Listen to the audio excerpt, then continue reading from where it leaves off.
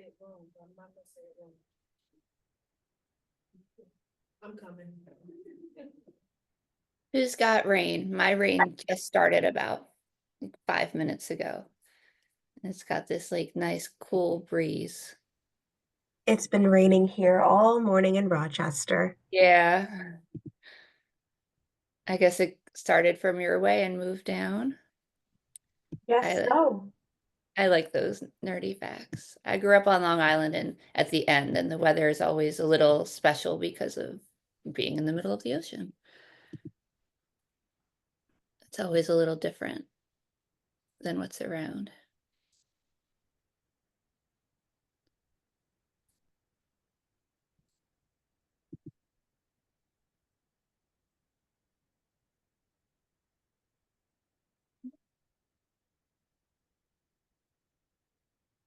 So I'm definitely going to give it a couple minutes because I recognize that it's Saturday morning.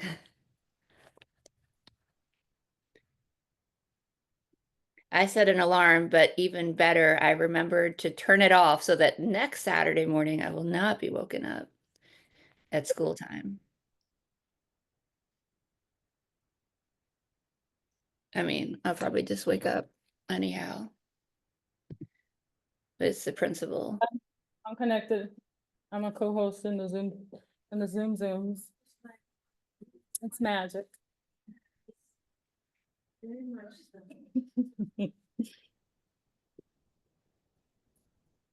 Are you definitely co-host? It seems that way, yeah. Okay. I think everyone, let me just do it. I don't know if it makes a difference, but Awesome sauce. I don't know how it affects, I don't know how the recording chooses like whose view or any of that, but Oh, okay. I'm going to pin you also. Pin. There we go.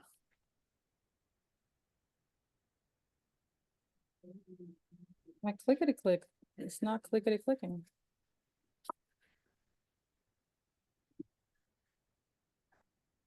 There we go.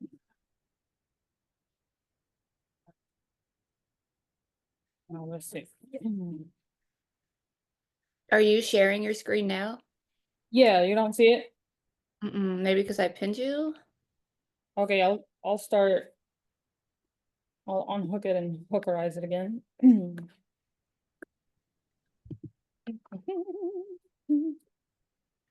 Maybe if you, yeah, maybe it like, if it closed, it would have stopped the share.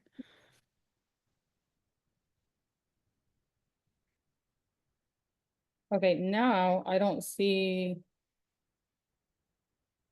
the share option. Is it mine is like it right in the middle, green, like this rectangle in the Yeah, middle, no, I was there before. but it's not letting you. Ah, mira, ok, espérate.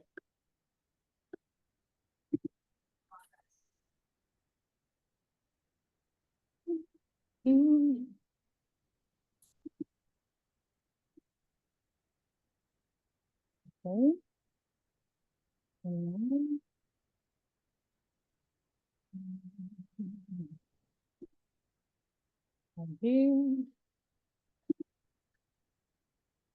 You see it? Yep.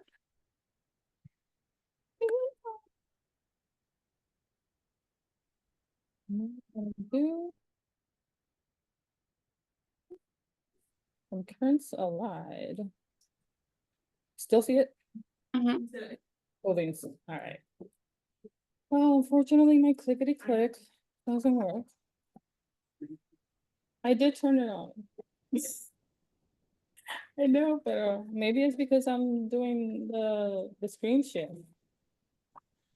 Technology is just doing too much, and I just don't have the brain for it. I'll just go old school and press the little arrows.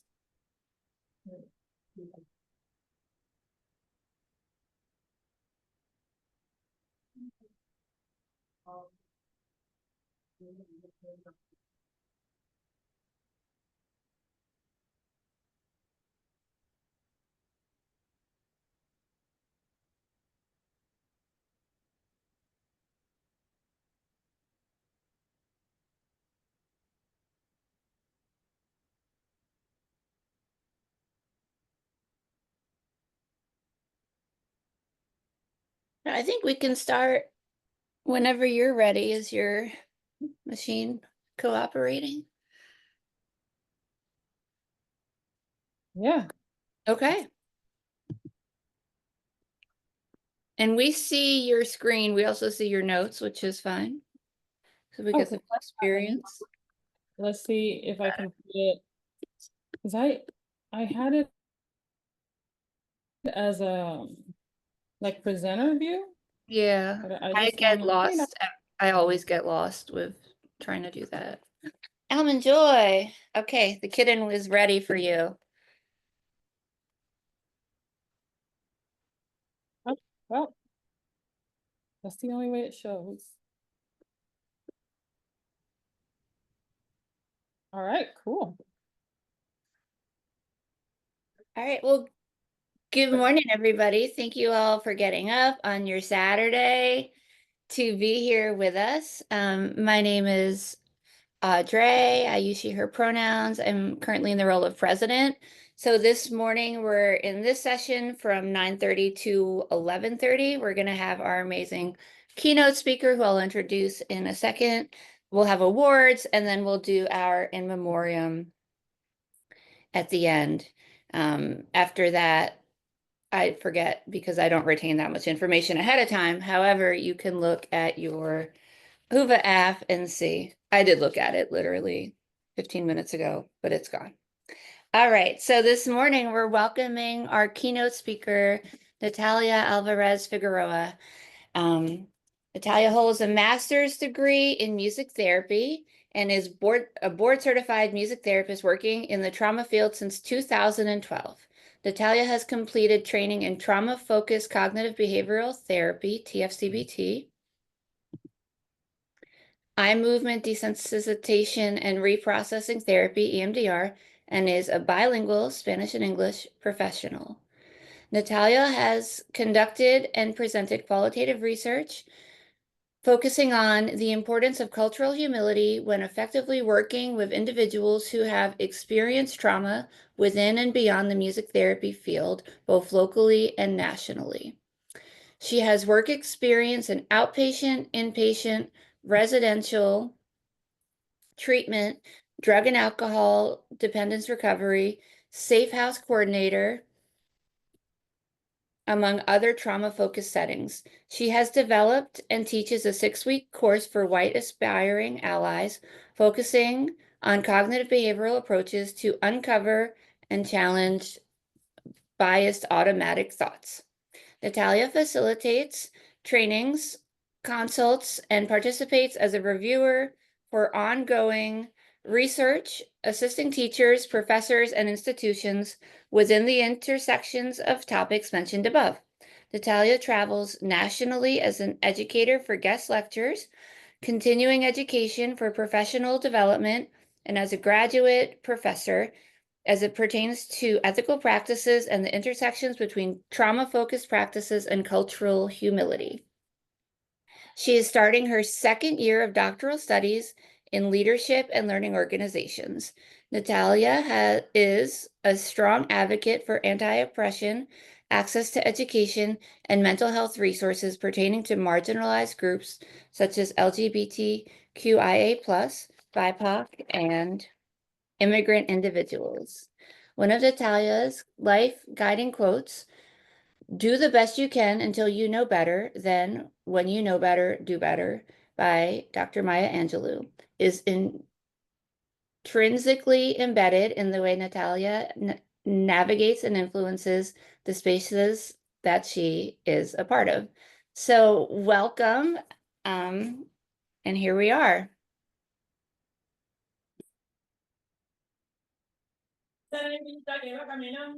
It's the intro song.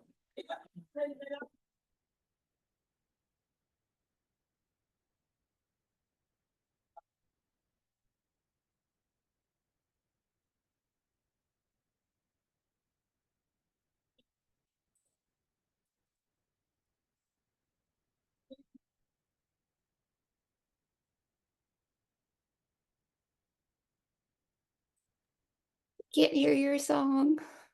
You can't? Can you put magician sound on? I did. Ah, Let's see if we can. we They heard can't about hear it. it. I did put share.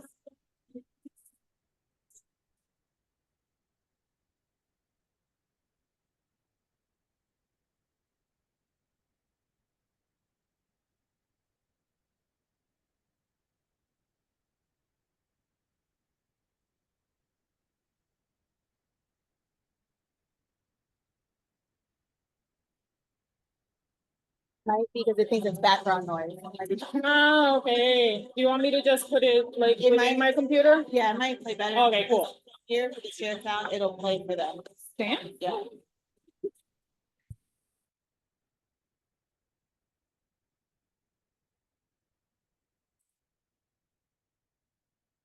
Go ahead and put it in my actual device. And hopefully that'll share. Can you pause this one?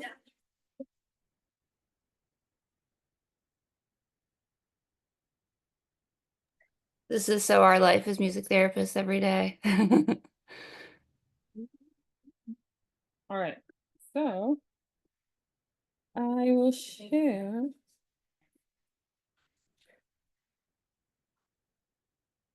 All right, let us try that again.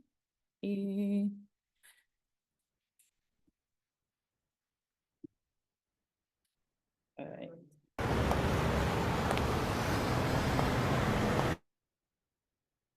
Esa negrita que va caminando, esa negrita tiene su tumbao, y cuando la gente la va mirando, ella baila de lado, apretado, apretado, apretado. Negra tiene tumbao, azúcar, azúcar, y no camina de lado. Si quieres llegar derecho, mejor cabeza, para que no haya tropiezos. Y tenga si quieres llegar primero, mejor sexo, disfruta bien de la vida, cariño, aunque el mundo te diga,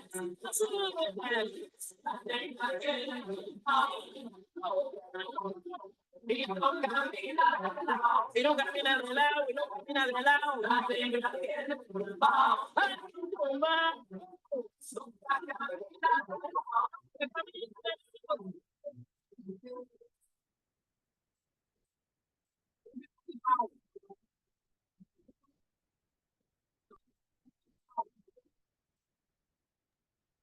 We're losing your sound again. Can I try sharing it through my computer? We can't hear you. It. Let me try to share it through mine and hopefully that'll work for you all in person as a third option. No, but I'm pretty sure we heard the first round, right? We're gonna be all right. Okay. All right. So let me share my slides.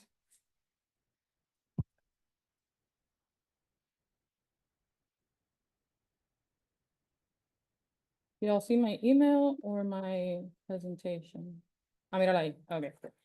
So after the award ceremony a few years ago, when I got the Innovative Spirit Award, I decided that I was not gonna walk out on any music therapy stage without my preferred music. So I thought that was ridiculous, that you just walk out in silence and just clap. So I was like, maybe you start doing something different, right? So like, take it with you, make it happen, you know what I mean? Because if not here, then where? Seriously. So this song has been my theme song for a while, since high school. And although I was born and raised in the Caribbean, the tropics, I was actually really singled out often because of my Blackness. So let's be real. You can be Hispanic, you can be Latina, and you can also be quite racist. And there's a lot of colorism embedded in our culture, right? So I often found myself standing out in similar ways to this picture right here. So on that side right there, there's like some of my family members that are quite white presenting, and then you have me. Which they're definitely highlighted throughout my life. And so I was very grateful to have some family members that also resembled me. So I don't know if you've seen a Puerto Rican family where you can have like the whole spectrums of brown. And each of us experience life differently as a consequence of that. And so, of course, there's been a lot of unlearning and deconstructing throughout my life, and a lot of educating my own family members, right? You can have the same family unit and have to navigate spaces in different ways and have different skills in order to feel like you can actually occupy space, all right? And so you fast forward to high school, and high school was the peak anti-Black experience. I was in a Catholic high school, and it was ran by nuns. And so, I mean, I almost did not graduate because I almost didn't go. And so, you know, that song really became my theme song. La negra tiene tumbao is a phrase that's like challenging to translate. And if I do it literally, it's more like the Black girl has swag or flow. But I also feel like Black girl magic works. So I was like, you know what, let's just go with that. And so as music therapists that we are, we're going to do just a little short lyric analysis so that you can get a little bit of information into how this actually resonates with me as a human being, both as a 14-year-old in high school, whole struggle bus, into who I am today, all right? And initially I was like, let me just do my favorite verse. And then I was like, well, that's the whole song. But don't worry, it's not a lot of lyrics anyway, it's just a lot of repetition, okay? So we're just gonna move through it. I'm not gonna translate verbatim because that's not the point, right? It's to kind of walk you through some of these lyrics and then shed some light into how they've been guiding me through for the last maybe like 20 years. Woo! Getting old. All right, so this first, y'all can't really see that, can you? I'll send you all the slides. So the first verse say, esa negrita que va caminando, esa negrita tiene su tumbao, y cuando la gente la va mirando, ella baila de lado también apretado, apretado. And so initially, growing up in the context that I shared, I felt like being singled out was a critique, right? Like a negative critique, not a constructive critique. And I felt like I needed to defend my Blackness.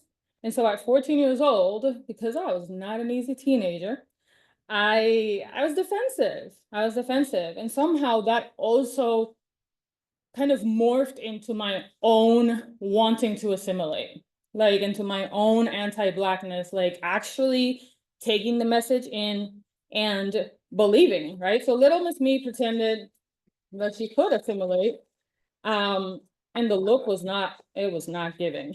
And so I'm really glad to say that in senior year in high school, I decided that that also was going to stop. And so today, I'm actually quite aware that I have a strong presence. I'm aware of the power that comes with that. And throughout the years, I've been able to reclaim that power. And so wherever I go and whatever learning spaces that I'm a part of, I really try to remind us that that is also part of our responsibility, right?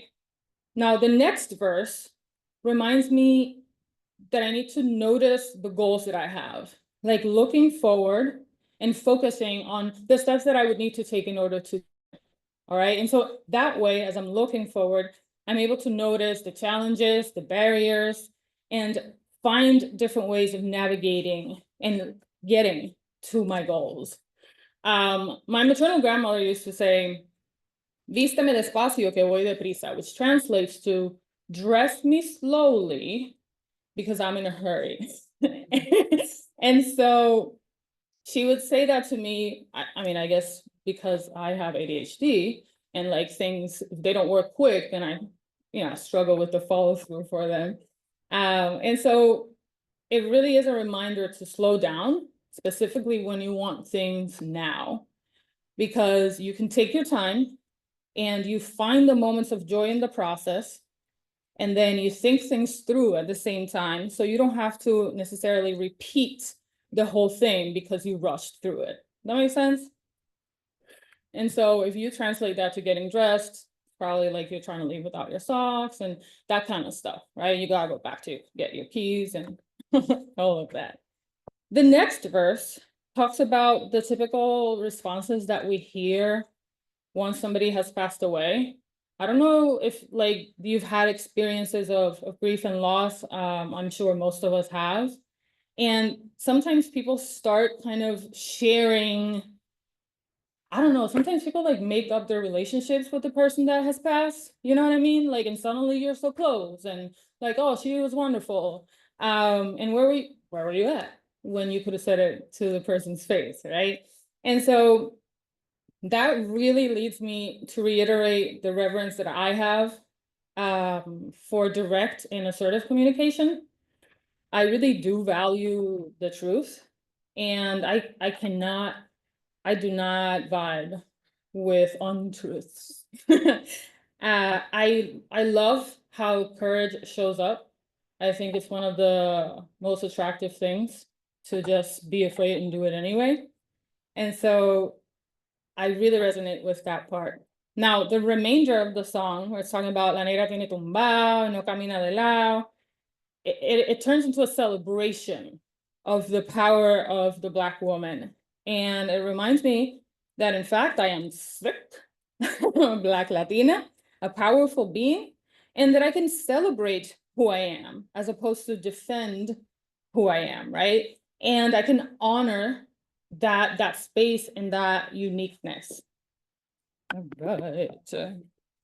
So now I shall reintroduce myself, if my slight clickety click would cooperate. That is I. So my name is Natalia Alvarez Figueroa, and I have mixed feelings about being a Keynote. And when I was thinking about Keynote, I was like, this also feels a little elitist, right? Like, I don't know, it also feels like a really interesting time to be in the spot, you know? And when I agreed to do the Keynote, I actually read about what that meant, because I've only like watched or participated in conferences and guest lectures and things like that. But Keynote was not like the title, right? And when I say read, I mean I Googled, like it was not research. And so I didn't learn a lot, but I did ignore some stuff. I did. Because, you know, disruption is my jam, and status quo, I feel like I'm allergic to it at this point. And so I decided we're not gonna do that whole thing. And so in other words, we may go in different directions, and we'll go on this ride together. And for some, it may get bumpy, but you know, we can put seatbelts on, we can get some blankies, some pillows, just keep yourself safe, all right? Now, one of the suggestions that they say in this kind of speech is to maintain clarity, which I totally get. But then it says to maintain simplicity. And I was like, first of all, I'm autistic and I have ADHD. So, you know, both of these diagnoses were diagnosed within the same year, like the same calendar year.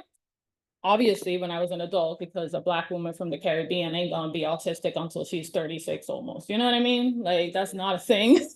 So we're still learning about who we are, right? And we're also letting people know who we are.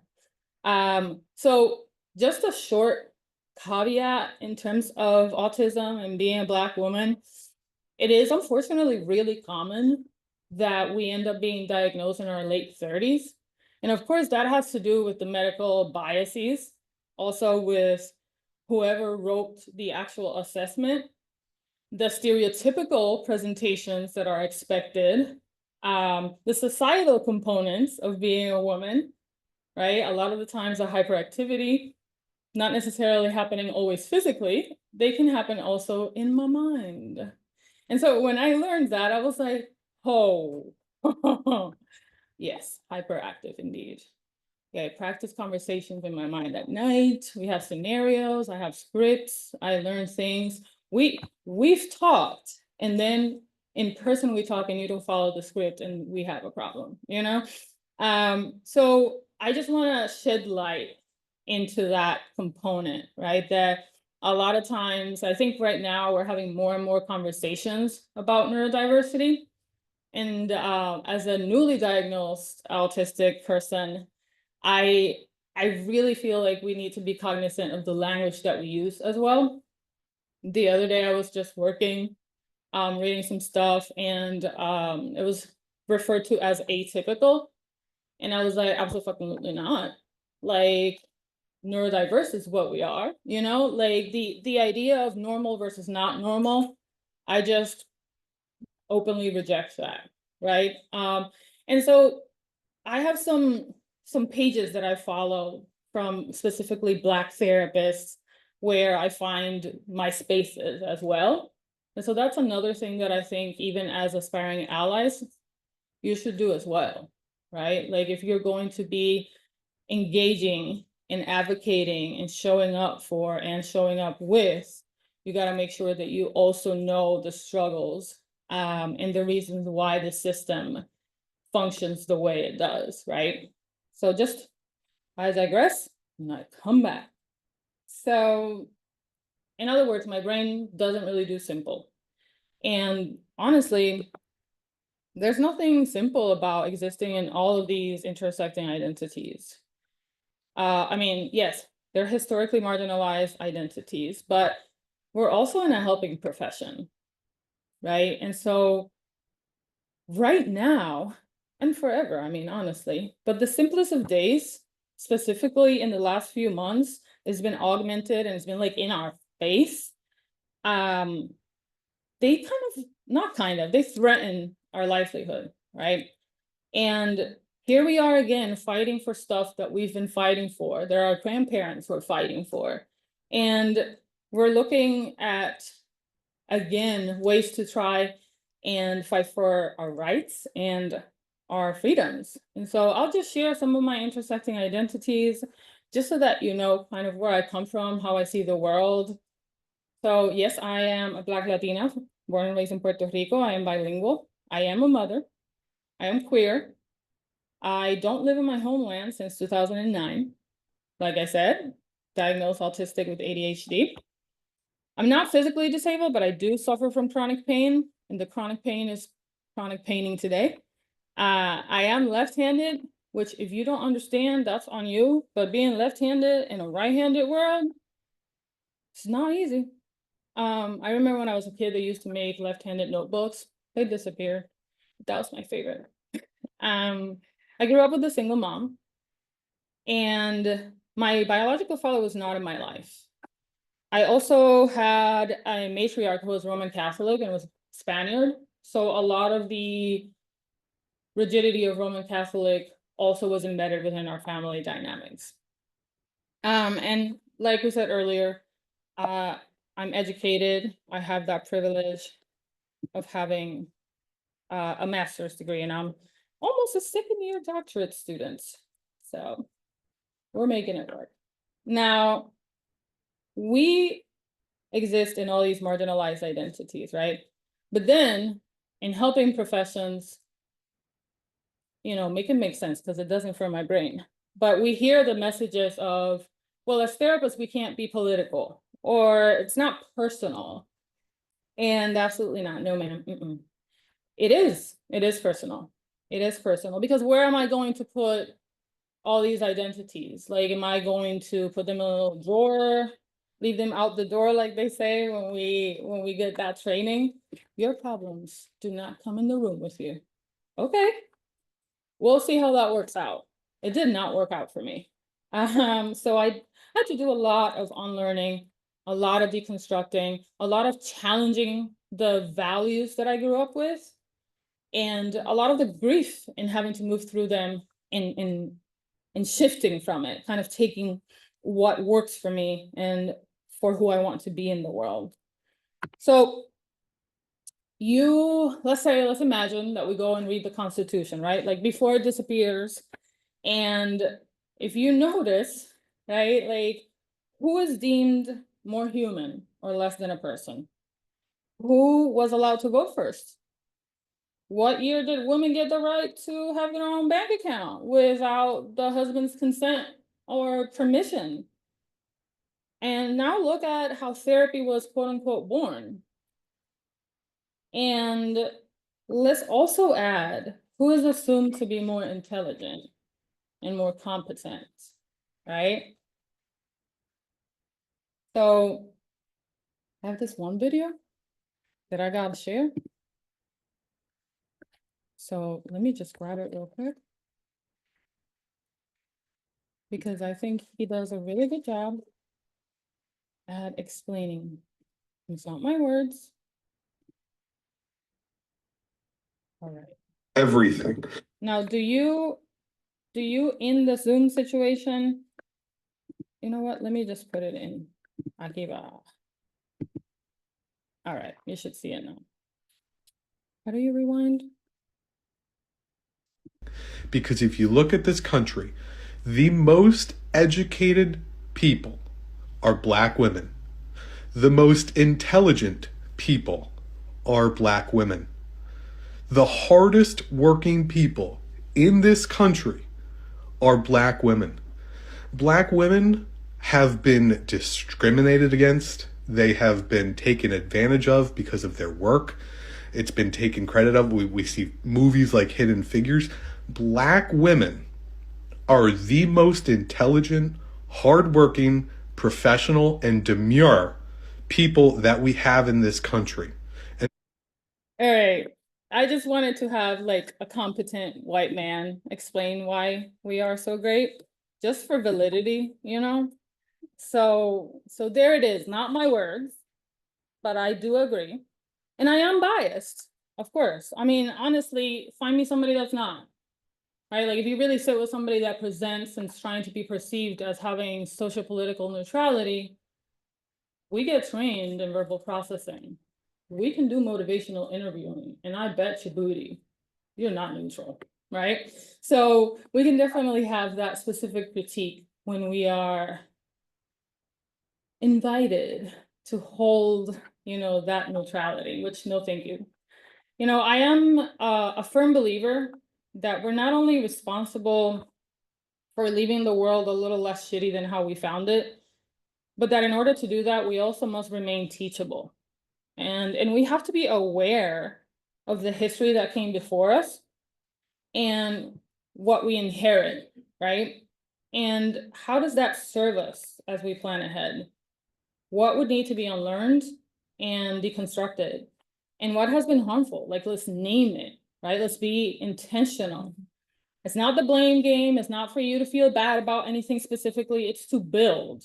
It's to build for the future in a way that's sustainable. And to notice what aligns with who I want to be in this world. How do I want to be remembered? Like, what kind of ancestor am I hoping to become, All right, so a little bit about intelligence. Let me tell you what I learned about the IQ test. Like, I already knew it was racially biased, but in my class of psychology of learning, I've been mad. Anyway, all right. It was initially constructed to aid white French boys in like their success in school, okay? And later on, it became more used, right? Like commonly used. And then guess what? They suddenly realized what? That it was mostly white Northern European men who scored the highest. What a coinky dinky, right? Like, y'all made it, duh. And so they equated that coincidence to be actual evidence of that higher intelligence. And so when I learned those details, I was like, you've got to be kidding me. Like, for that reason? Anyway, so then there's this one lady that I'm not gonna mention her name, but y'all can look it up. She decided that the test will not only be widely utilized in the USA, but it was also going to be used to determine who should be with whom. Those two words are hard. And who should have kids. Okay, so based on your scores, eugenics encouraged to have children, or unfortunately forced to be sterilized. All right, that's the base of the IQ test. That's where it comes from. And so that ended up being the way in which the birth control trials started, specifically in Puerto Rico. And the worries about ethics around it were, of course, very minimal. Why? Because it was conducted on poor colored Puerto Rican women, the ones that scored lower. And so that was also another reason why I had brought that video, because I was like, absolutely not. Like, we're going to continue to make sure that the narrative changes, right? That the truth is actually truth and not something that was repackaged and sold to us as a way to make us think or try to buy, facts that are not facts. And even though we may sit with that discomfort today, or even now, if this was not something that you knew details about, you look at our nation and you look at our profession, and as much as it is unpopular opinion, I do not believe that music is a universal language. I think music is inherently cultural. I think there's a lot of evidence on that. And so if we are music therapists, then our instruments are also inherently cultural. And therefore, we can't really in good conscience claim that political neutrality within the field. Like, look around. I mean, if you are in a place where there's no diversity, then you chose to be in a place that there's no diversity. Because nowadays, we are everywhere, And so we are either here for the full person, or we are asking people to mute parts of themselves in order to share space with us. So I'm gonna just say that part again.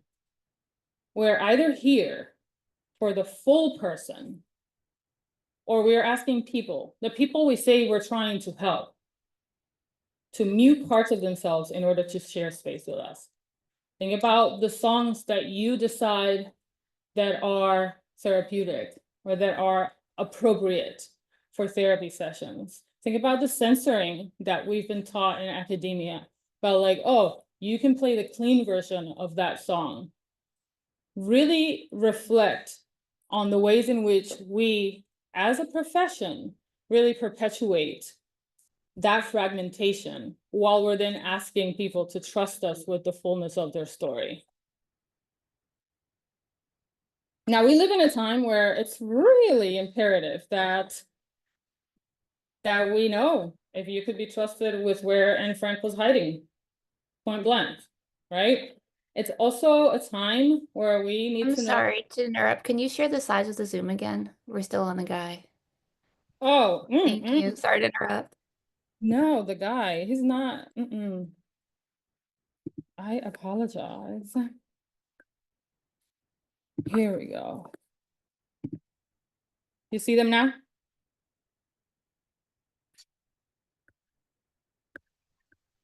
Yeah. Oh, okay, awesome. All right. So like I was saying, it is really imperative that we know if you can be trusted or if you would have been trusted with the location of where Anne Frank was hiding. Right? We also need to know if Harriet Tubman would have to leave you behind, or, you got to be careful with my words here. And then there's also the fact that we have to decide. It's a choice. We have to decide if we're going to be complicit, if we're going to be silent, or if we're going to risk our comfort. And because I'm a music therapist, I'm going to say, or we're going to choose to, be defying gravity, because Wicked just came out. So there's my cheesy part. All right. So here, isn't it incredible how history repeats itself, right? Which is also a reason why we try to erase knowledge, and why actively we're trying to redefine narratives and pretend that things didn't happen for a specific reason, or engage in just racial gaslighting, right? So I don't know if y'all have seen Hairspray, the one with Queen Latifah. And you know, that scene where she's leading the march and she is singing I Know Where I've Been. And I don't know if y'all have heard that song, but let me just sing that first part. Wow. There's a light in the darkness, though the night is black as my skin. There's a cry asking why. I pray the answers up ahead. Cause I know where I've been. Right? And so that scene is like so powerful, and you know, you cry every time you sit with it. And there's a part in the lyrics that mention just to stand still would be a sin. And regardless of your faith or the way in which you navigate the world, if you're in a helping profession, I'm going to give you the benefit of the doubt that you do believe that humans should be treated with dignity and respect, right? As the most basic component of what a helping profession should include. And so, let me move here. So that song really feels relevant. And I don't know if you've used this song in therapy. I don't know if you've played it or if you've pressed play on it, but it is a really powerful song in a group session. And if you want to have a conversation about how that can look like when you don't exist within the Black intersecting identities, you can reach out, you know? Like you can augment voices in a very specific and intentional way and do things with respect and still use the music in a way that allows other people and the people you say you're helping to show up more of themselves. Now, my music professional training began when I was like 6 or 7. And I know for a fact that I would not be here today if it wasn't for that like structure that I received and the training that kept me feeling like I had a purpose. And so if I wasn't dancing all sorts of modalities in the dance academy, I was in one of the many required classes in choir. And so I honestly don't know how my mom did it, because I remember I've had to change in the backseat of my car, well, my mom's car, often, right? Like we went from like jazz with tights to like this other uniform to go to this like concert that I had to sing at. And it was a lot. It was a lot. But one thing that I feel is really important to mention is that I never felt, nor was I, a soloist. I actually really enjoyed the community component. I really took comfort in being part of the group. And yes, I knew I had a good voice, and I believed that my teachers, you know, weren't lying when they said I could sing, but the spotlight didn't really feel like the place for me, unless it was to support my friends. And, you know, maybe it's the autism and the ADHD and the intersecting identities. We don't know where each start and where they overlap, right? Because I'm all of those wrapped up.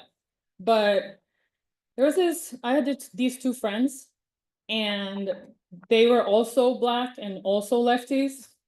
And so we call ourselves Black lefties. And I mean, today I'm like, no, that's not a coincidence. That's still who we are, right? And so we also went with the initials NZ, because negra zurda. And that translates, like I said, to the Black lefties. And so one day, one of the negra zurdas was absent from the choir. This choir director, picture like somebody who's incredible at taking the sound and making it sound incredible, but at the same time, very scary. like just not personable. And she started talking to us about how we needed to help my friend lose weight. Now, the friend that wasn't there, right? Like that's ridiculous. So we were here and she entered and she came in and she painted it in such a way that if you really weren't paying attention, you would think that she was recruiting us for like a special mission, right? Like we were doing God's work. And I say that because she became a nun after, but I digress. And so she then asked if anyone else was going to join in helping our friend, the friend that was not present as she was speaking. And the room sat in silence. Like, hello, we're all teenagers. You're scary as heck. Like, what are we supposed to say to this other than yes, ma'am? And so everybody was in silence. And I stood up and I said, yeah, absolutely. I'll join and losing some weight on my ass. And I turned around and disrespectfully just like showed her exactly what part of my body I was talking about. And yeah, I was just as ridiculous as her vile attempt. I mean, of course, I wouldn't say that, you know, at 30 something, I would do the same exact thing. But with the skills I had back then, that was the not silence version that I could give, right? That was a disruption that I was capable of. And I was nervous as heck. But I was more appalled that not only did she say that, like we're gathering and doing beautiful work, but also because she knew, or she thought she knew, that nobody would say anything and nobody would tell my friend and it would stay in the room and it would be our little secret. No, man. I told everyone. Everyone. We were out and I was like, Ma, guess what? This is what happened. And I told literally my friend, I told my friend's mom, we was not gonna do that because of the caucasity. And also the fact that she had done this so many other times, like it wasn't this one moment. The power that this woman had was incredible. And these pervasive transgressions, like they needed to stop because they were harming this in such a disproportionate way, this one person. And mind you, this person still is one of the most talented mezzos I've ever listened to. And, you know, long story less long, it was a really, really arduous process, but my friend won her lawsuit on discrimination. And the lady, you know, left her position soon after. She turned to God and she became a nun. And my friend, she got a whole scholarship to go to Berkeley, right? And so silence is complicit. And we are more powerful than we are made to believe. Like, think about it. That's the whole freaking point of oppression, to like strip us from that inherent power that we born with, you know? Here's another quick little story. But this one's more about like my career as a music therapist, okay? So there I was, super young, you know, the face of the Latinas, you know, in this place. And this is just one example of an article that was written because I happened to have the opportunity to sing for the Pope as part of the choir. And they were like, oh, let's make sure everybody knows that, right? So very, very intentional in broadcasting, very intentional in using. And so I was with this executive director. I had asked for a meeting, and she told me that perhaps the reason I was so overwhelmed and so exhausted was not because I was the only bilingual staff who was serving in 2 different buildings, more than 10 minutes away from each other, being stretched too thin with responsibilities that really could have been for 2 whole entire people. But perhaps, like her, this work was not for me. And she offered this. She said, I used to be an art therapist. And I realized that maybe I would be better at being of service in a different way. Maybe you should think about that. And I don't know how you do when you're angry, but I cry. I had all the tears. And I was sitting there in my stoic face, but with my tears coming down and my voice trembling and feeling feeling really small, right? And I was trying to fumble to find more eloquent ways to say, you missed the entire point. But I couldn't. So I said, you missed the entire point. And I stood up and I left. But as I was leaving the room, I was committing to myself that I would never be gaslighted into feeling incompetent for identifying and speaking out about exploitive organizational practices. So you best believe that I practiced a lot of different ways to call people out, okay? Like that is me now, because nobody should go through that, right? I mean, surprise, surprise, she was absent from my goodbye party. She didn't feel called to go. And I never took another job that didn't pay me specifically for my bilingual skills if they wanted me to use them. So again, we definitely face very specific challenges, but we also want to make sure that not only as people of color, but also as aspiring allies, we are able to identify moments of tokenizing, we're able to identify moments of gaslighting, and not only able to identify them, but disrupt them, challenge them, call them out, right? One of the ways in which people ask me, like, Natalia, how am I supposed to do the work?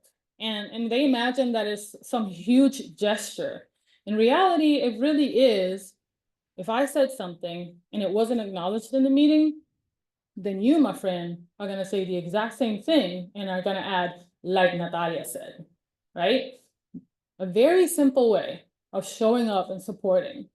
So let's keep that in mind. Now, in that space, I started to allow myself to take up, right, more. I used to go from like, I'm a choir member and I want to be in community and I still love that. There's so much nutrition in that. But I also was like, I need to show up like I know my worth, right? And understand that yes, my presence will be noticed. So I took leaps of faith in myself and I carved opportunities that really didn't look like the typical music therapy job, okay? I decided I was gonna be the primary clinician. So I became a bilingual trauma-focused clinician. I got training outside of music therapy and I still was doing music therapy. And I was mixing all these modalities with what I already knew. And I was also shifting practices so that I could bring more of my humanity into the spaces that I was being a part of. But it wasn't until I decided that I really wanted to commit to just doing things that aligned with who I wanted to be and how I wanted to navigate spaces, that things really started to kind of fall into place for me. So the stuff that I was scared to do, and I did it anyway, that's what really ended up opening a lot of doors for me. That's really how the White Aspiring Allies course happened. I remember I saw a Philadelphia counseling trauma symposium thing. They were calling for papers and I was like, Rage wrote a proposal and then it got accepted. And I was like, oh shit, now I have to do the research. Like, and I did, and we took it from there, right? So that's also why I hold a lot of reverence for congruency. I don't like the idea of being fragmented. I have been there. I tried it, but I want to be able to be recognized, not only by others, but by myself as who I am, regardless of where I am, right? And so that's also one of the reasons why I curse, like, in every setting. It's also one of my protectors. It's also one of my assessments, right? Like if I'm in a space with other professionals and a lot of them don't look like me, you best believe I'll say shit and I'm gonna look and see who gave me the stank eye. I'm just saying, you gotta develop your own protective rituals so you can assess, all right? And so I just refuse. I refuse to be a blank slate clinician, and I do believe that I'm in connection with whomever I hold spaces in our sessions, right? Like it is because of my humanity that I'm considered to be an effective clinician. And I think it's much more important, specifically at this point in my career, to remind myself of that humanity. And yes, I do have all this training, but if this training is the only part of me that shows up, I'm gonna be missing the entire mark, okay? So, you know, some people would say that I am a late bloomer. And I think that a lot of those people peaked in high school, and that just could not be me. It just could not be me, you know? I mean, like I said, I barely graduated from high school. I had okay grades, but the nun said, if you miss one more day, You ain't graduated. And I missed one more day. But here we are. So I mean, I think I've always been, I've always been a disruptor. I try to learn and reflect and transform with every step that I take in life. And of course, not all at once and not in the ways that I would want to all the time. A lot of times it's really, really uncomfortable. But I really do think that because I've been able to navigate a lot of these murky waters, I have also found ways to bloom, right? Like think about the lotus flower, which is one of the tattoos I have maybe 3 or 4 times around. You float on muddy waters, right? So I really like that imagery. Now, I was pregnant for the last part of my master's degree, and I was going to school in one state and living there, and then I was working and throwing up on a different state. I used to joke around when people ask me, "Hey, how's today?" I'd be like, "I only threw up 3 times, so this is a stellar day." I was sick throughout my whole pregnancy. I even did my competency tests like while pregnant. So I remember when we walked, it was May 8th, and my due date was the 21st. So a lot of my friends were like, "Natalia, like, what are you doing?" I was like, I'm not gonna miss this. Like, I'm gonna walk that stage. So I pretended I was not swollen. My feet did not look like sausages on them wedges I had on, because like I was gonna look the part. Man, when I see those pictures, my feet were swollen. But my water didn't break as I was walking through the stage. And guess what? Home Slides decided to stay 10 days after their due date. So we had time. We had time. So I became a parent. And in many, many ways, that also was the beginning of my own reparenting journey and my own like inner child. So we've both been growing up together, like straight up. We've both been growing up together. And it's not to put down the parenting that my mother provided for me. Absolutely not. She saved my life while growing up many, many times. She was the biggest advocate I ever had. And when it came to the point, right, where I had to take the lead, I was able to build from that foundation that she selflessly made available to me. So I made it my own. Now, she passed a little bit over 2 years ago, but she always made sure that I knew that like I was the love of her life, basically. And I mean, that changed when she met her grandchild, but I understand. Because they be cute, so in that reparenting journey, I also came to understand that you can have the best intentions, you can do your best work, you can do the best you can with what you have, and you still can be harmful. And so I really think that the same goes for us as therapists, as educators, and as social beings. And so hopefully that is also an invitation to feel less defensive when somebody calls you in. You can keep in mind, I said calls you in, right? And lets you know that you have harmed them. Because it's not about your perfection, right? That's just not for me. Anyway, it doesn't mean that we are going to be lacking commitment for self-reflection and growth, right? I mean, I've had supervisory positions that I felt they were big on me, and that helped me expand my comfort zone. I've been told I walked too loudly, that my tone is too charged, and that I don't look happy at work because I challenged the detective who was investigating the sexual assault cases of clients of mine. Why? Because my clients were Black and brown, and nobody else was speaking for them. So I was gonna be there, That's our job, right? Disruption doesn't mean feeling comfortable as you speak out. It's just not. It is a risk, right? And it's also a choice. You have to decide who it is that you want to be.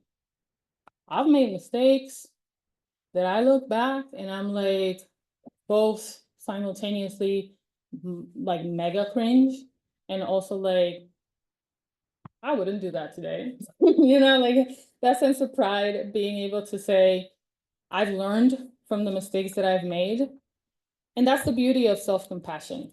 is that you give yourself enough grace to keep you in the learning space, right? To remain teachable and also hold yourself accountable. So it's not like the binary thinking that we're taught. I'm either a good therapist or a bad therapist. I'm a learning therapist. And hopefully, as I learn from my mistakes, I don't repeat the mistakes with the same intensity, right? We're moving through it, we're growing.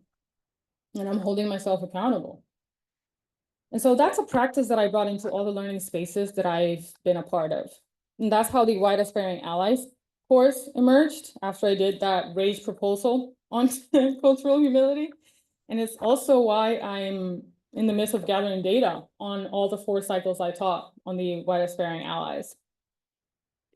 Because I'm gonna show up and I'm gonna say, if you want empirical data, here it is, okay?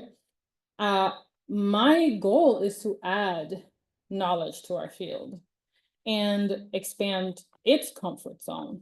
And we know that when we expand comfort zone, we are uncomfortable.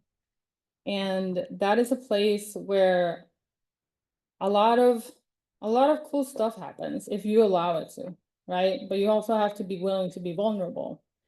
And that's scary. And I understand that. But I want to be able to add to the field, right? Like many of my peers have done, in their publications, in their chapters, in their courses, in their articles, in their experiments. Like, I'm missing a lot of people here, but the people that you see in the slide, I'm gonna need you to read what they wrote, highlight it, put it in your pocket, augment it, add it to your syllabus. There is a lot of people who exist in multiple marginalized identities who, although are in minority within our field, are doing incredible things and have been doing incredible things. And a bunch of them are in here, in this very room. But like I said, if your name is not here, it's not because it's not important. It's probably because I haven't crossed paths with you, and I really do hope that we're granted that opportunity. And like I said, it's not an exhaustive list, but it is important that we augment and support the work that we do within each other. Now, I want to really continue to have those conversations that are uncomfortable but yield insight, to have a deeper understanding of how we came to be who we are, and also the consequent awareness that I can, in fact, be more of who I am. So in this doctorate program that I'm in on leadership and learning organizations, it has provided me with a lot of what we call evidence, right? A lot of the empirical data that legitimizes a lot of the shit that we already knew, you know what I mean? And so I recently found this incredible theoretical framework written by 2 Black women, and it is called Megathreats. Okay, so I'm gonna read the abstract because my humility allows me to admit that I can't do it any better than how it's written. Okay, so let me just make it a little bigger because I do need a new prescription for my glasses. So just bear with me for a second so I can read it, and then I'll share the slide again. All right, I'll put it up again. All right. Like I said, it's called Mega Threats, Identity Fusion, and Enacting Positive Deviance in Organizations. That sounds like getting in good trouble, right? So I was like hooked in that very moment. So here's the abstract. Despite recognizing the importance of events, researchers have rarely explored the influence of broader societal events on employees' experience and behaviors at work. We integrate perspectives on events and social identities to develop a cross-level theoretical model of spillover effects of those mega threats, which we define as negative, large-scale, diversity-related episodes that receive significant media attention, with a focus on highly publicized instances of violence enacted against the Black Americans by law enforcement and the mega threats under the study. We propose that the coupling intra-psychic and group level processes that occur as a result of a mega threat, lead minorities to experience identity fusion that involves blurring the organizational and the social identities through both affective and cognitive pathways. We further propose that identity fusion compels minorities to engage in task and relational positively deviant behaviors, pro-group voice, and relational bridging. We also propose that factors within the organizational context, including leader compassion, organizational climate for inclusion, and organizational demography, demography, that word is so difficult, serve to empower minority employees and heighten their functional outcomes of those mega threats. So basically, they turned this whole experience that we already know, we as human beings will carry the experiences we go through in the spaces that we engage in, right? And a lot of times we are asked to engage in such a way that pretends we are not going through very similar traumatic events as the people that we are trying to help. And so this model, why is it in that slide? Hold up, that's not the slide I'm in. They have a really incredible model that is, you see that one now? Okay, that is rooted in the evidence, okay? And so it shows the mega threats on one side, then it has the group identification in terms of like our social political spaces. Then it has the term familism, which is culturally more closely to how Black and Latinos relate to each other, right? And so a lot of times we are asked to either choose between our identity as a human being or our identity as a professional. In this theoretical model, it says, right? It says we come with it, right? We're the whole package. And so we will either use these identities or it ain't gonna work. And so it provides you with like practical steps to be able to implement changes that actually mean inclusion. And of course, it also calls the leadership into acting within compassion, not just like wishing you the best in prayers and thoughts, but like actually making sure that you augment and respect and value the people that you work with. Now, in the space that we're in right now, I actually have think my husband calls me Dr. Do Too Much, and sometimes he's right, and today he's right as well. I'm just working on a lot of stuff because I feel like we really need to take more space. You know, 88% of our profession is white women, but the percentage that we exist in is incredibly powerful. And so I'm working on this solutions portfolio that focuses on intelligence and the ability to change our thoughts and beliefs once you are presented with new information, even if that information is conflicting to the beliefs that you already have.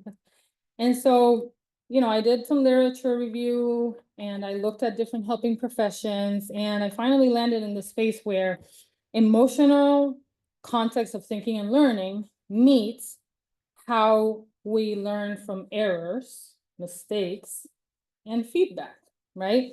I didn't know there was that much research on it, and I'm excited because we need to know it. So we know that emotions influence the way that we receive information, right?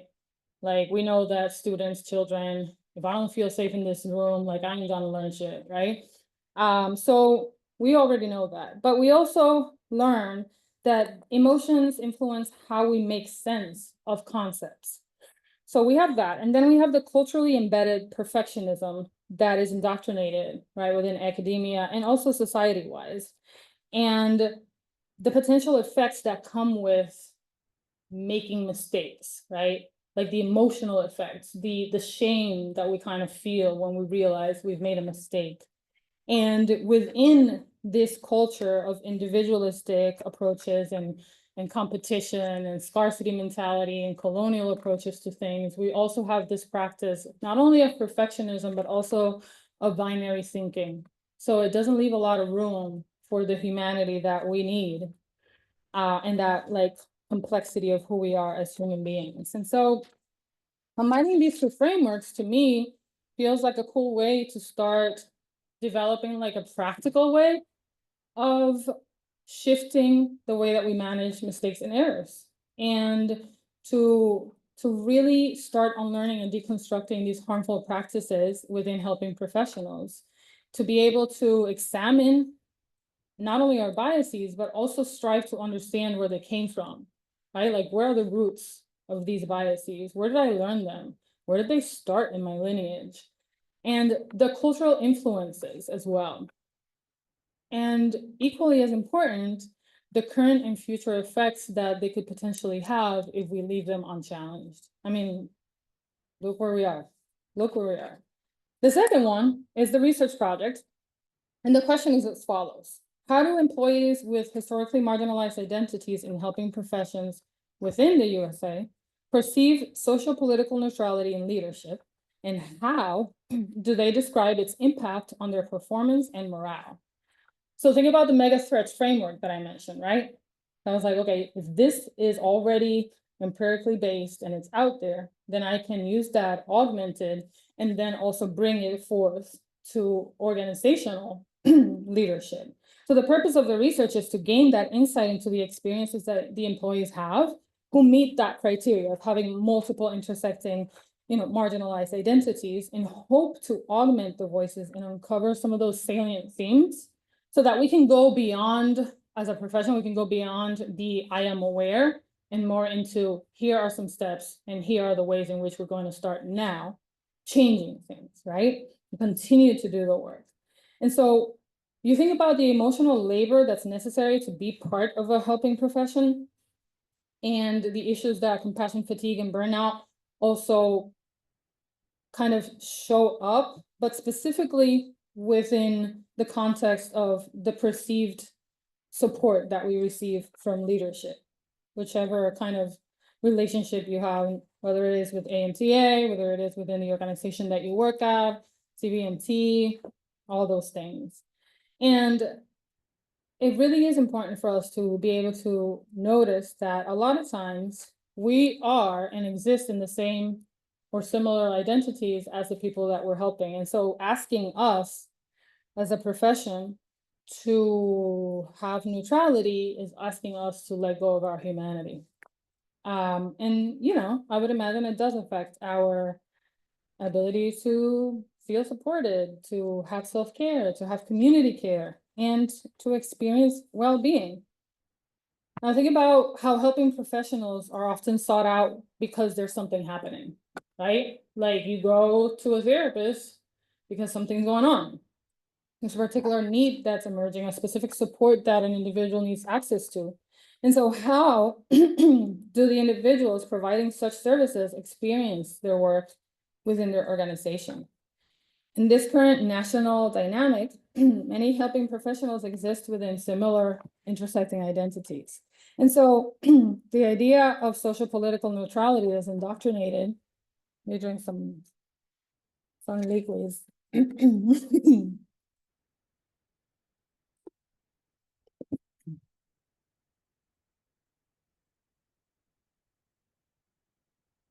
So yeah, the social political neutrality that's indoctrinated during our academic preparation is just challenging, to say the least, right? So let me show you the slide real quick. You currently see the slide that has the model, right? Okay, and so this is just my disruptor coming back.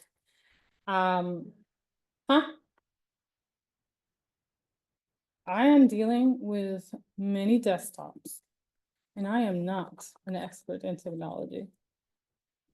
But we're gonna be all right. So let's see now. No, okay. Next.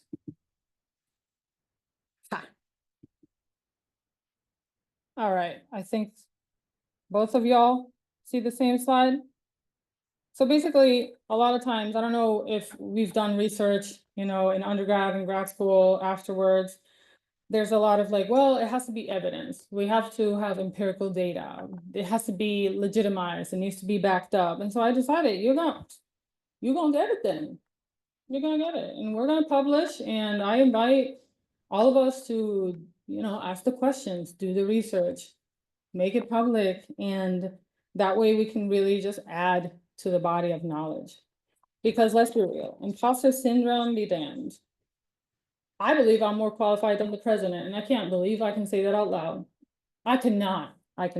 Anyway, lastly, I'll share one more thing. I used to say that even though I'm a mental health professional, I am not a people person. And throughout my life as a professional, I've gotten a lot of interesting looks when I say that, because they're like, how does that work?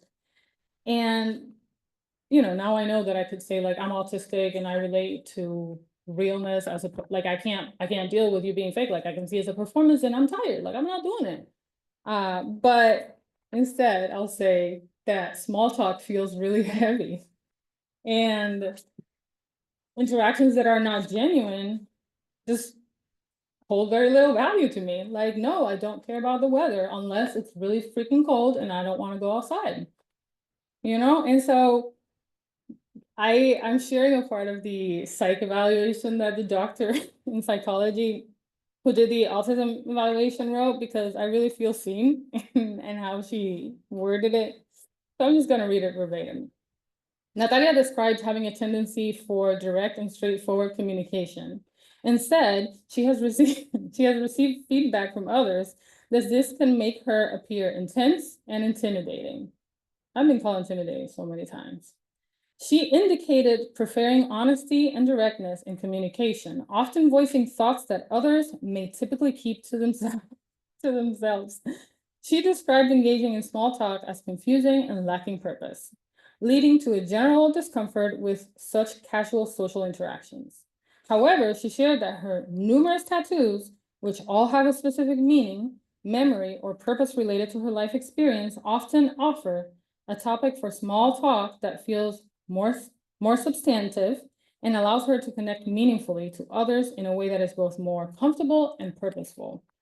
And it's cool that she was able to write it this way, because I have a lot of tattoos.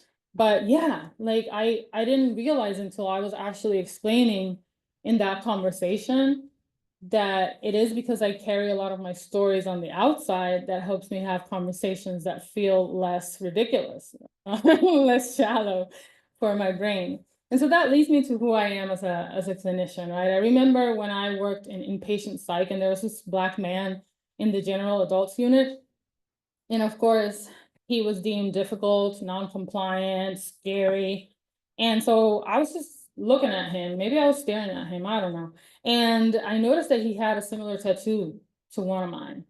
And I did what we're told not to do. I'll say, hey, look at mine, And I asked him, what does yours mean? What is this about? And he shared this is a tree, and he shared that it is the tree of death.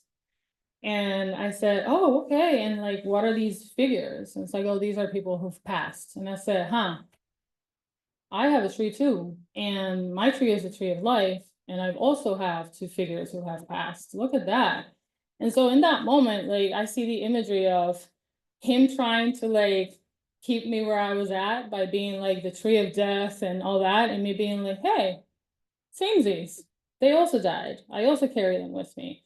And it literally felt like something shifted in that moment, and for him, and something was affirmed for me. And surprise, home slice became a model patient, right? Like, always in therapy group, showing up.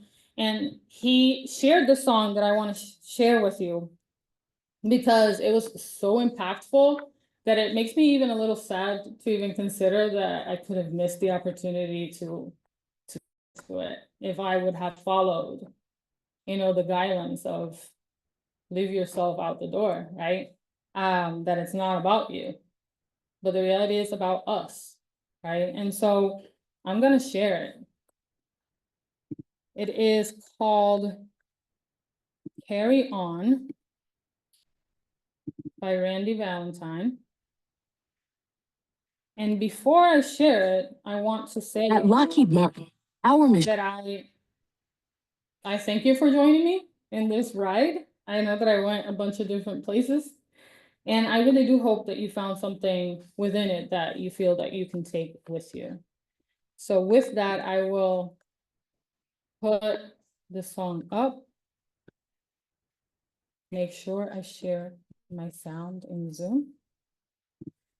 And put the microphone into my computer, so here we can hear it as well.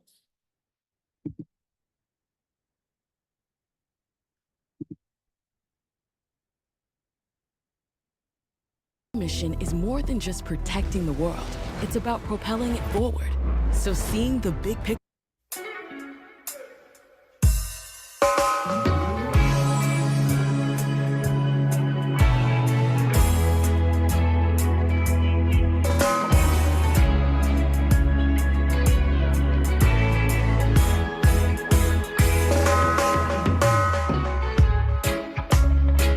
No one knows my struggles.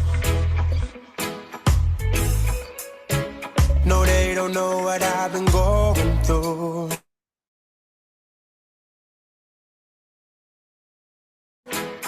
They don't know my story, they don't know my song.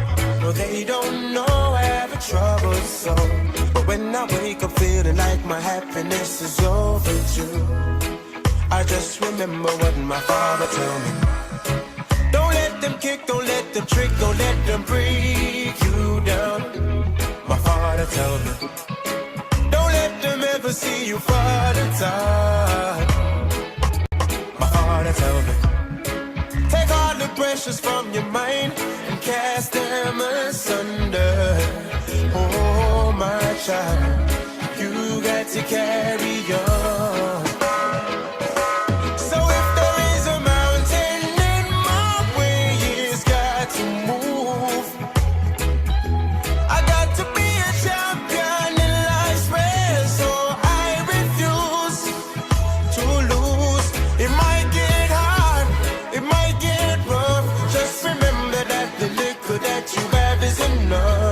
To carry on, you got to carry on.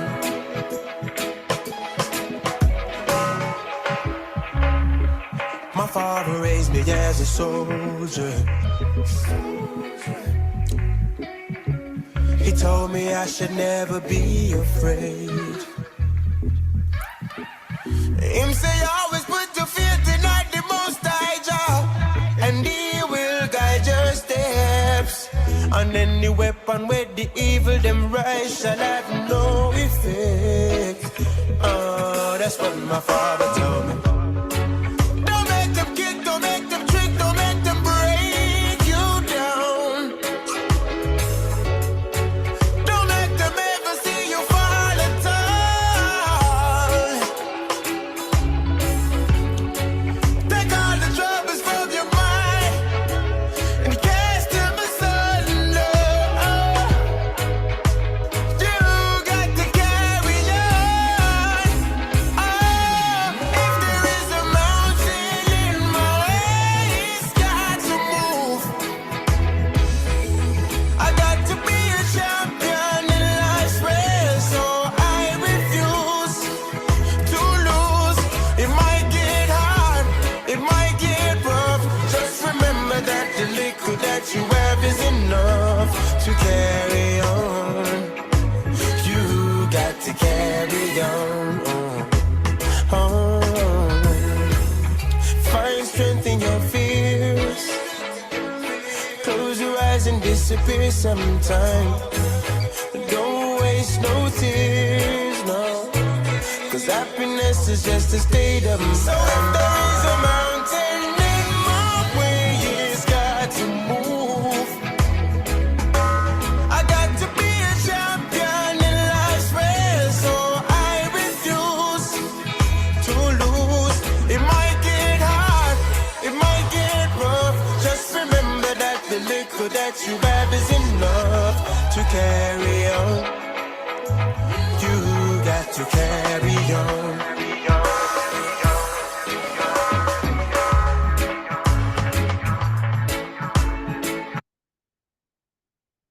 Well, thank you so much for your time. And that is it for me. Thank you so much for sharing of yourself. We're all privileged to be here with you this morning. I hope you enjoyed DC today. For the business piece of things, your code for the keynote is NA25. That's the whole code because nobody, I didn't think about it till Allison just helpfully sent me a text. So we're going to shift into the awards ceremony. And I'm going to read the chat. There's a lot of thank yous. There's beautiful song. Thank you so much, Natalia. Where did it go? You are such an exceptional speaker. You are so raw, so honest, so funny, such a gifted singer, and you look fly as hell. Thank you. Oh, we have another thank you for sharing your experiences. This was where'd it go? Such a timely presentation and so meaningful. The code was NA25, very original. And another thank you. All right, so let me start sharing our awards. Here they are. I don't want to ruin it. So let me here we go. How do we do this? View.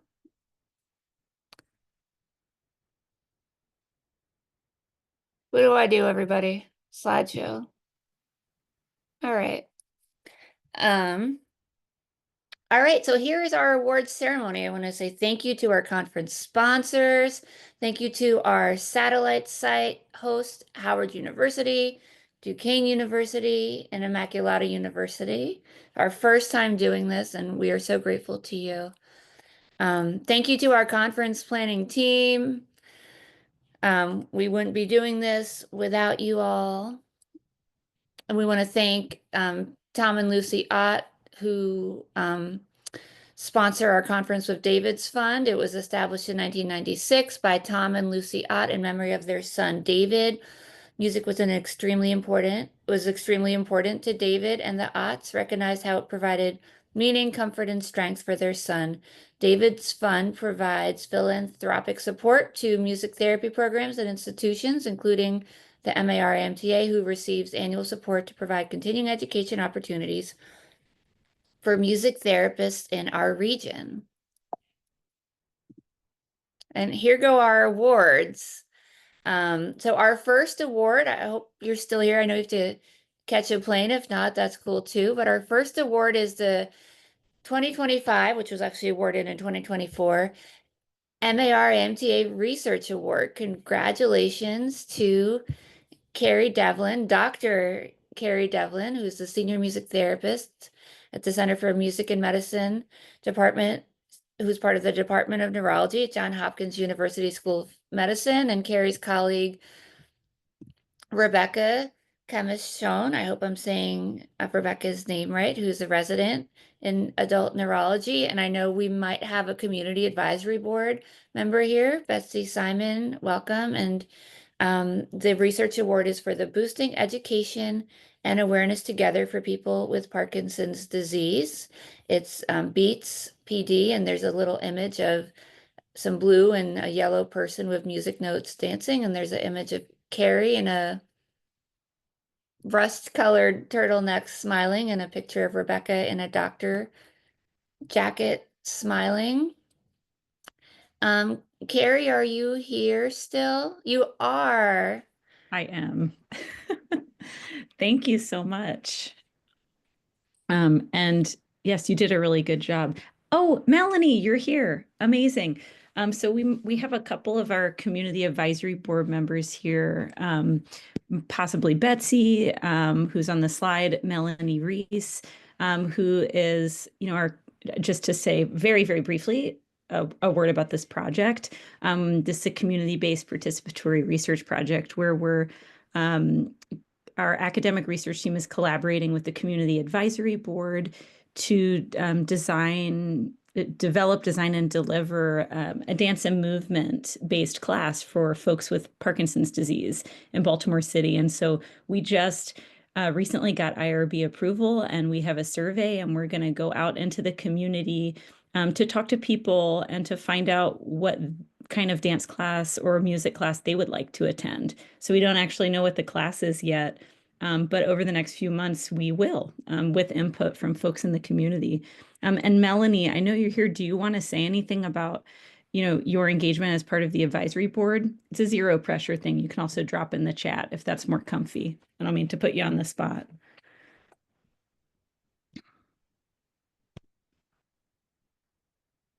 Yeah, this is Melanie, and I've been privileged to be a part of the Community Participatory Advisory Board for this project because music and movement are healing for people who have mobility issues or suffer from pain. It gives you something to work with to make your overall quality of life better. And I'm glad to be a part. Thank you so much, Melanie. It's truly such a privilege to get to work so closely with so many incredible community leaders and advocates, people living with Parkinson's disease, care partners of people with PD, all of whom comprise our advisory board. So we're looking forward to coming to the conference next year and hopefully having, some updates on this project to share. So thank you so much, Audrey. Thank you and congratulations. Very exciting work. All right.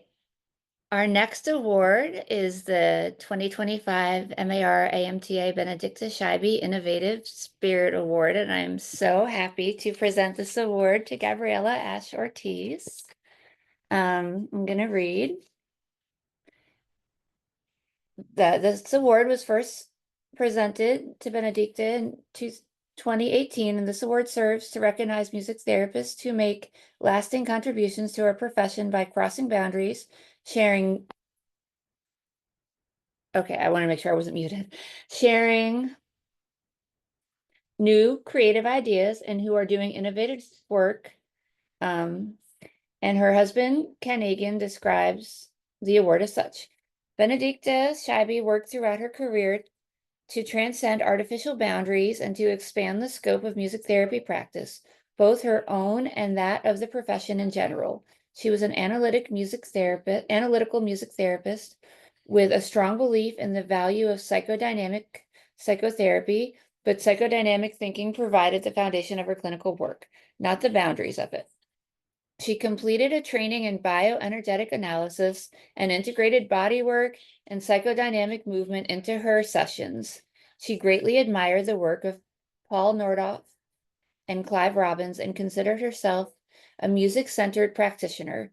Her practice included musical meditation and other Eastern influences, and she developed a strong interest in neuroimaging, seeing as it is a perfect complement to psychoanalytical thinking. And within her chosen model of practice, analytical music therapy, she worked to expand its application from its roots in psychiatry into medical and rehabilitation contexts.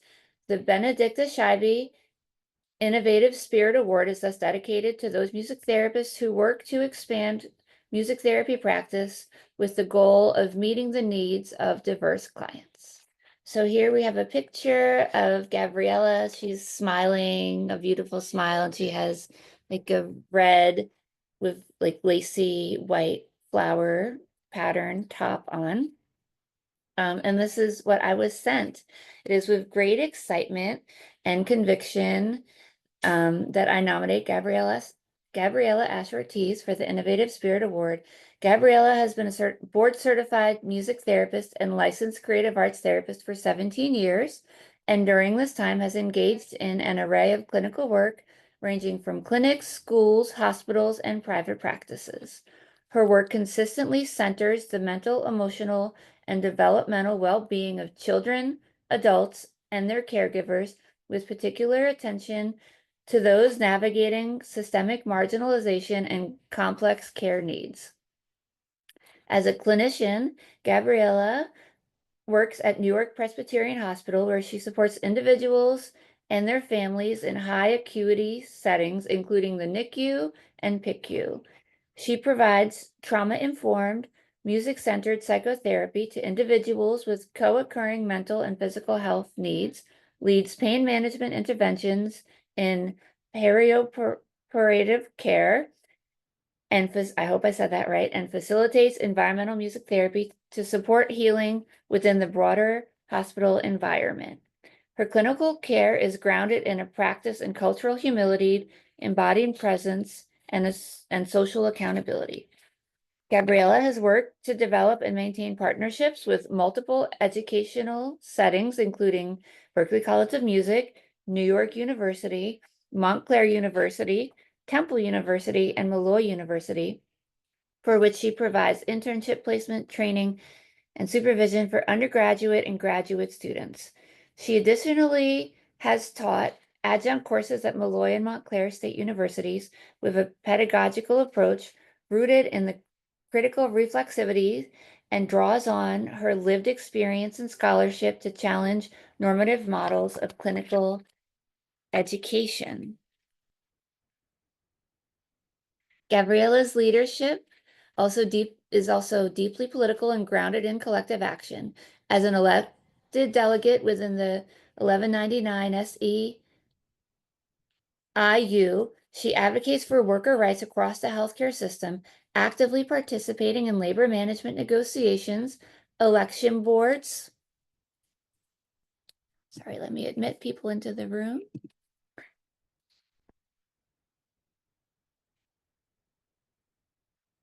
Come on, where was my place? I said election boards.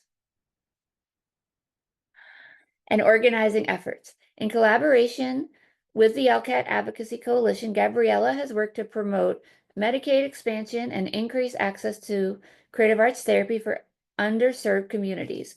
In recognition of her outstanding leadership and activism, she was honored with the Audra Smith Campbell Award by the 1199 SEIU.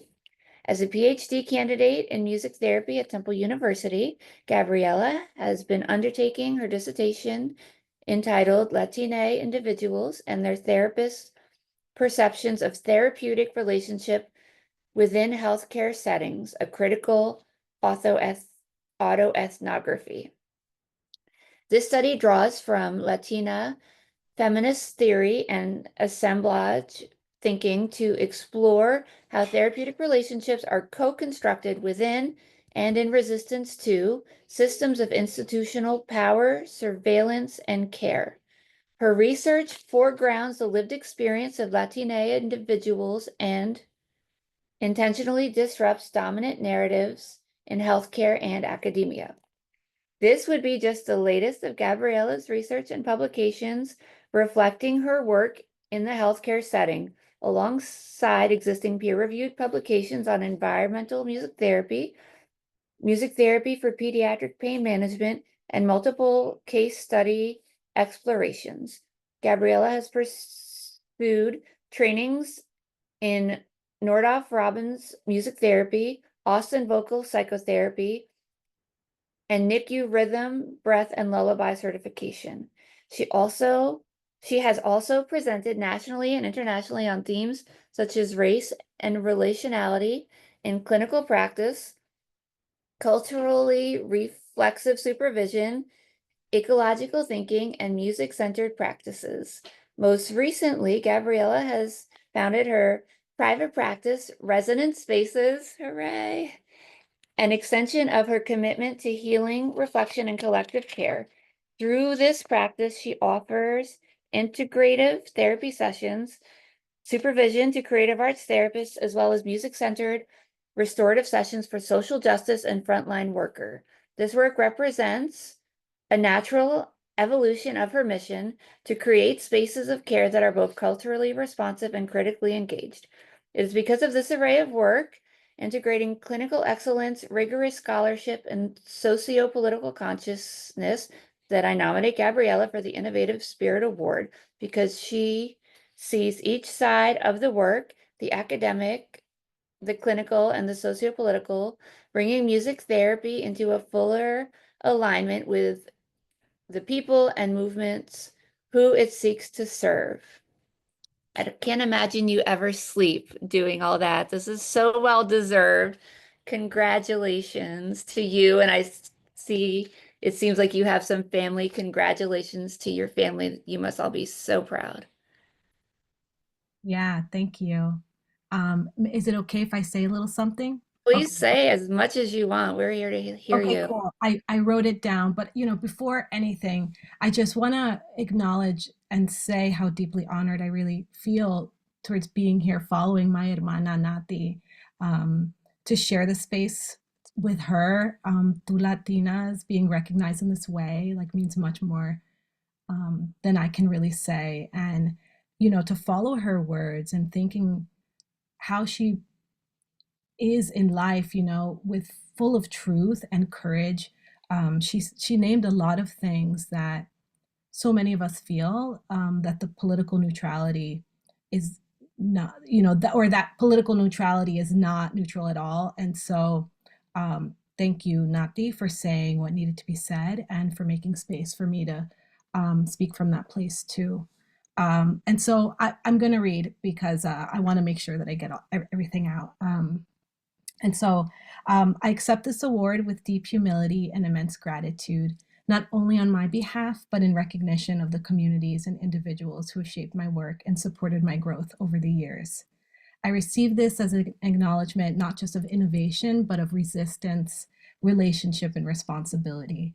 It is an honor to receive this award in Benedicta Skyby's name, someone whose work really reminds us in music therapy that our work isn't limited by one approach or context, and her legacy affirms that our practice can grow, it can stretch, and it can respond in ways that remain grounded in depth while opening to complexity and change, because that is the name of the game. Is not, they said, simplicity is not, is not the way. And so that is kind of the intention that I hope I aspire and aim to move through this work. So I started to ask myself, what does it really mean to be innovative, right? Especially in this kind of work. And what I've come to understand is that innovation doesn't always immediately look groundbreaking. Often it's about staying in the work in conditions that are constrained, imperfect, and slow to move. It's about continuing to offer care and connection in systems that may not always recognize or fully support the work. And so for me, innovation has meant finding ways to make meaning, to hold space, to remain grounded in purpose, even when the larger structures haven't caught up. It's meant continuing to imagine something more just, more human, more liberatory, while practicing inside of systems that may not always reflect those values. As music therapists, many of us work in environments affected by larger systems. We got healthcare, education, disability, immigration, and criminal legal systems. And the work is political, not because we make it so, but because of the conditions our participants are navigating and because of who we serve. The socio-political realities we're living through, state violence, racial injustice, economic instability, and public health crises, don't disappear when we enter the session. They shape how people show up, what support they have access to, and what they carry with them in the room, whether we talk about it directly or not. I don't believe that every therapist needs to name their work as political, but I do believe we have a responsibility to pay attention, to reflect on what's happening around us and how it impacts the people we work with. That awareness is part of ethical, thoughtful care. So this award belongs to the many people who continue to move the profession, and sometimes in the very quiet but bold ways. The students asking critical questions, the clinicians working with and around systems, who show up with care and creativity and persistence despite and in response to these given circumstances. The educators and supervisors cultivating space for reflection and growth, the participants who allow us into their process, and the communities reminding us to stay accountable. Thank you to those who have walked with me in supervision, in collaboration, and in solidarity. Y'all know who you are. Thank you to my family, my ancestors, my mentors, and my compañeros. Thank you to the voices, especially of Latina, BIPOC, disabled, queer, trans, and immigrant voices that continue to shape how I understand what care, justice, and integrity look like in practice. May we all keep learning, adjusting, and showing up for each other in this work. Thank you. I appreciate it. Thank you so much. So well deserved. And I just got a text that our captions came off, so I apologize for that. Captions? Yes? No.